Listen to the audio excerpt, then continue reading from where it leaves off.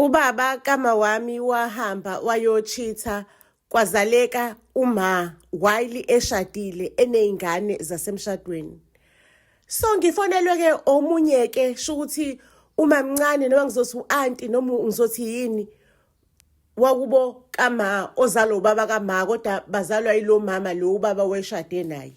Ngiyazi ke lo auntie ukuthi akangifuni angitshela ukuthi mntanami inkosi yami siyacela usizo lakho kuyaphuthuma umamkhulu wakho lana uyagula ugulela ukufa iambulance ayifiki sicela nje uzosisiza mntanami ngoba unemoto simphuthumise esibhedlela.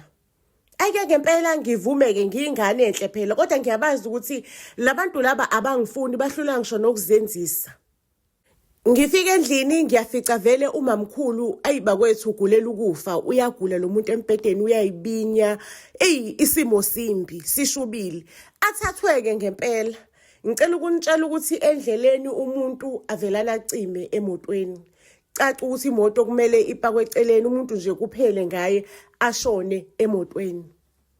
Sengibuyile ke manje endlini ngiyakhala because uthe lo muntu angashona akekho umuntu obe nendaba yokududuzana nami ukuthi phela lento le isigameko sehlikelele emotweni yami. We understand akekho umuntu ocabanga ukuthi mina ngisele netrauma ukuthi lapha kweyami imoto kwaphume umphefumulo kwaphelela umphefumulo. Sekumina ngikhalela umngani wami ke manje ngikhalela umngani wami angifonelwa akekho nje umuntu osayingena indaba yami akekho nje umuntu onginakile.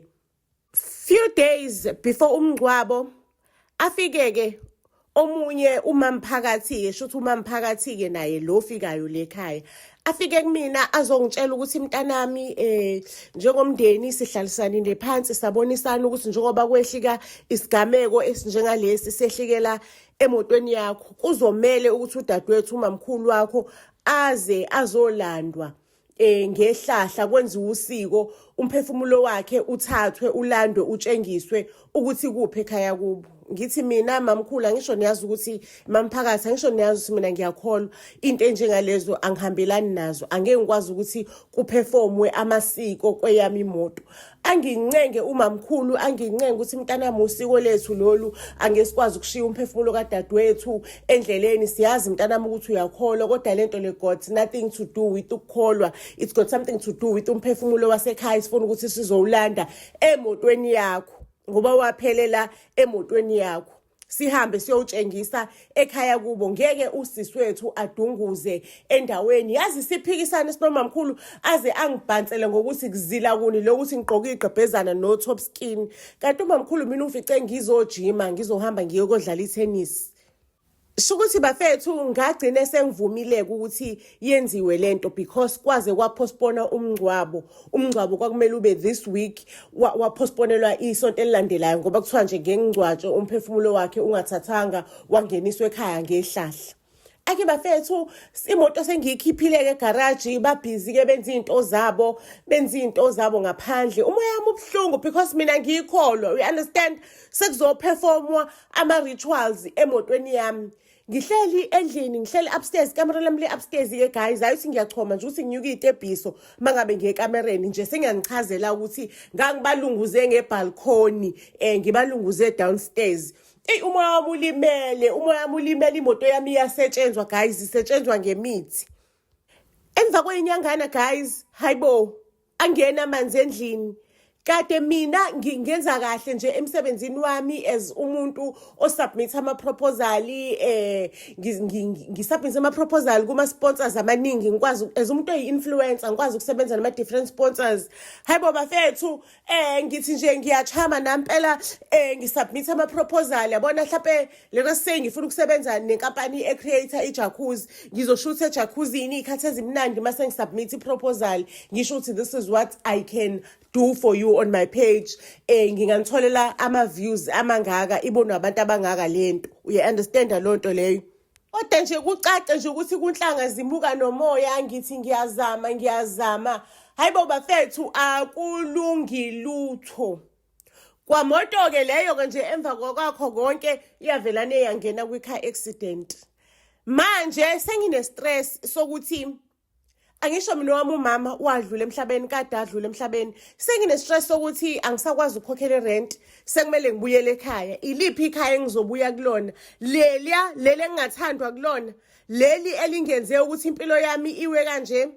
Ngizobuyela kuliphi ikhaya? Seke ningitshele kwi-comment section ukuthi mangabe uyithola usesimweni esifana nesami uwenze njani. Uyayikokobetha uzehlise uhambe ubuyele lapho uyohlukunyezwa.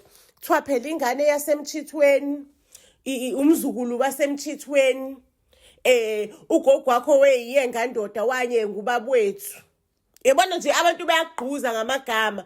Uya-understand-ke bafethu uma ngabe usubuya-ke ungasana lutho-ke usuzohlala nalabantu. Seke ningicacisele ukuthi ngiphuma kanjani kulolu daba lolu, ngiyenze njani, ngiphuma kanjani kulolu daba. Seke ningitshele kwi-comment section. Nanko kumnyeleze enginiphathele wona before ngivala isitori sethu family. Family, before siqhubeke nesitori sethu, ngicela ukunikhumbuza ukuthi thina njengebhasi SA sithathe incwadi yaka-grade 12 ethanda ukuthi ibe yinkingana ebafundini, incwadi yesiZulu ebizwa ngokuthiwa Impi Yabomdabu isethunjini eyiwugqinsi kakhulu. Sayishintsha sayenza imovie e-interesting kakhulu ngopopayi bethu. Kule movie-ke bakwethu sihluba udlubu ekhasini, asishiyi lutho, sifaka yonke into umbhali ayichazile encwadini. Le movie-ke iyasiza ukuthi umfundi ayi-understande kangcono imovie ebeyibona into ekukhulunywa ngayo. Mangabe-ke umfundo ngamaTukuletsheni noma thiwa ukiphi province uyafisa ukuthi uyibuke le movie, siyithengisa ku-WhatsApp u-60 rands per ikhanda lomfundi. Kodwa-ke ngicela wazi ukuthi incwadi yethu awukwazi ukuthi uyisave efonini yakho, awukwazi ukuthi uyishare nabanye abafundi, i-protected. Ukuze uyiboneke le movie ungaxhumana nathi-ke ku-WhatsApp enambeni ethi 079 337 2464 079 337 2464. Mangabe-ke uthisha wamaTukuletsheni ufisa ukuthi usi-invite esikoleni sakho sifike sobadlalela abafundi lencwadi, sinayo-ke futhi i-mobile cinema, siyafika nanoma ikuphi esikoleni saKwaZulu Natal. Sixhumeke ku-WhatsApp namhlanje sikutshele i-quotation. Buzz SA to all social media platforms.